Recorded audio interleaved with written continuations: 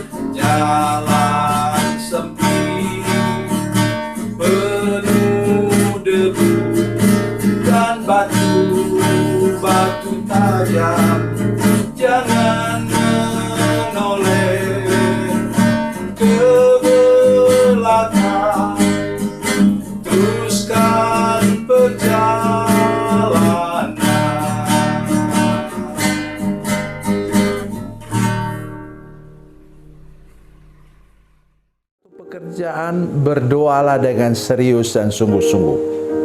Bila itu satu pekerjaan baru, mulailah serius dengan berdoa dan berpuasa, supaya kita nanti mengalami hal-hal luar biasa di ujung jalan sana, melalui usaha dan pekerjaan yang kita dukung betul-betul dalam doa dan puasa kita. Mari kita berdoa sebelum lebih jauh mendengarkan firman Tuhan ini.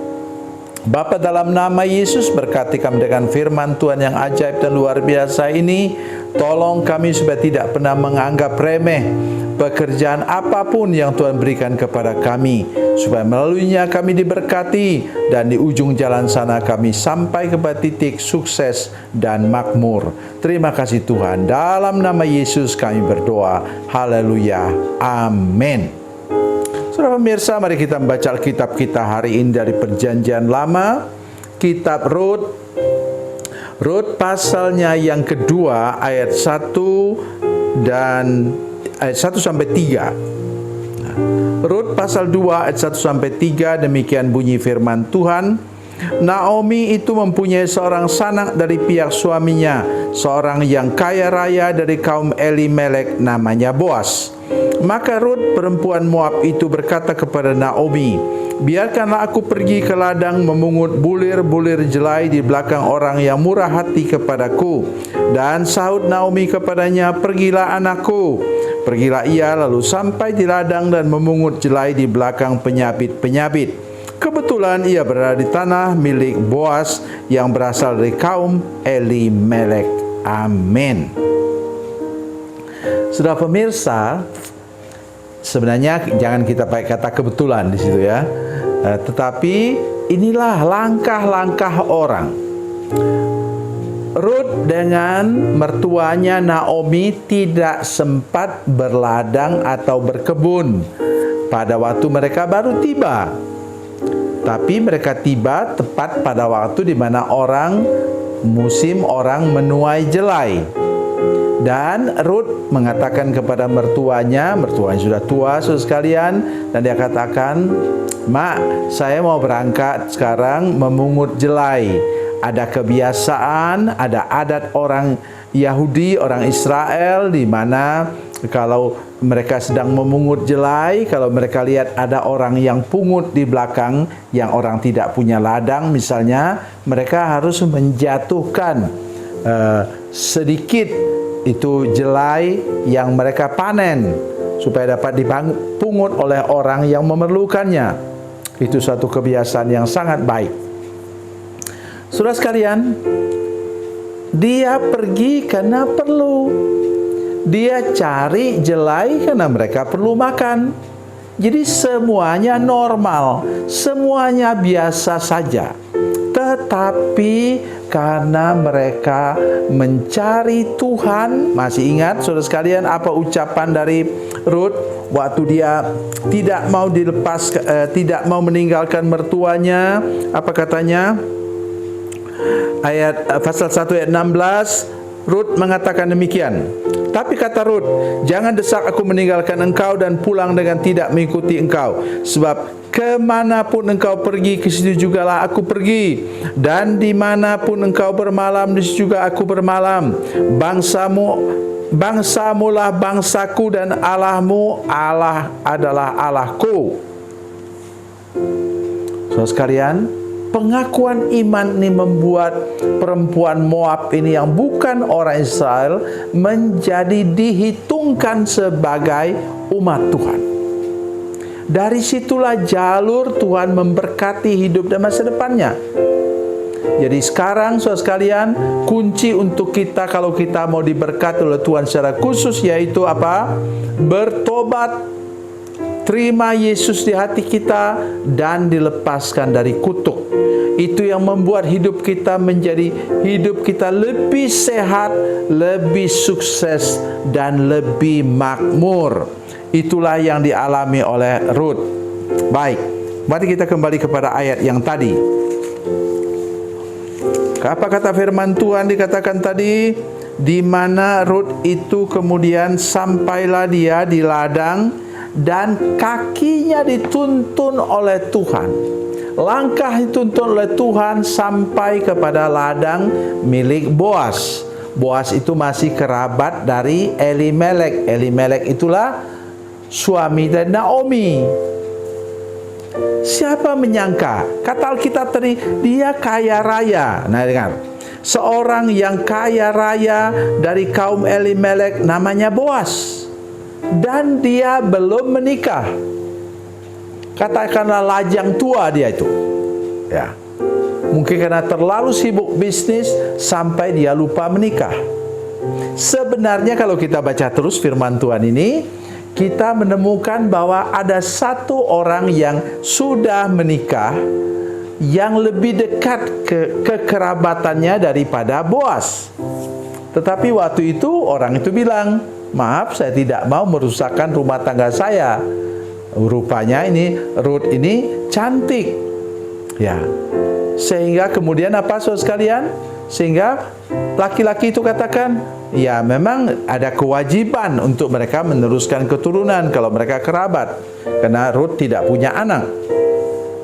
Jadi saudara sekalian akhirnya jatuh kepada Boas. Jatuh dengan sendirinya kepada dia. Dan dia belum berkeluarga. Coba saudara lihat. Ada Tuhan yang mengatur segala sesuatu untuk orang yang punya pengakuan percaya kepada Tuhan, dan untuk kita sekarang kepada Yesus, dan Tuhan mengatur jalan hidup kita sedemikian rupa bahwa dengan langkah sederhana, langkah yang biasa saja, kita akan mengalami berkat besar di ujung jalan sana. Mari saudara sekalian, ketika engkau melangkah bekerja, ketika engkau melangkah berusaha, ketika engkau buka usaha baru, mulailah berdoa, berpuasa, supaya saudara mengalami seperti Rut tadi. Dengan langkah sederhana memungut jelai, akhirnya dia menjadi pemilik dari ladang-ladang jelai dan menjadi salah seorang yang terkaya di tempat itu. Saya ingin mengajak kita membaca untuk menutupnya seperti apa katanya. Tadi Rut, ya, kitab Rut pasal 4 ayatnya yang ke-21-22 mengatakan, Salmon memperanakan Boas, Boas memperanakan Obed, Obed memperanakan Isai, dan Isai memperanakan Daud. Jadi Rut ini perempuan yang asing, tapi dengan pengakuan imannya menjadi umat Tuhan, dan dia kemudian menjadi nenek moyangnya Raja Daud, dan kemudian namanya juga disebut dalam silsilah Tuhan Yesus Kristus. Tuhan Yesus memberkati, Tuhan Yesus baik. Mari kita berdoa. Bapa, dalam nama Yesus, terima kasih banyak. Kami percaya Tuhan mau menggunakan kami dan membuat kami, ujung jalan kami, menjadi orang yang lebih sehat, lebih sukses, lebih makmur, dan menjadi berkat bagi banyak orang. Karena kami punya pengakuan percaya, kami mau bertobat sungguh-sungguh, terima Yesus dan dilepaskan dari kutuk. Terima kasih Tuhan. Dalam nama Yesus kami berdoa. Haleluya. Amin.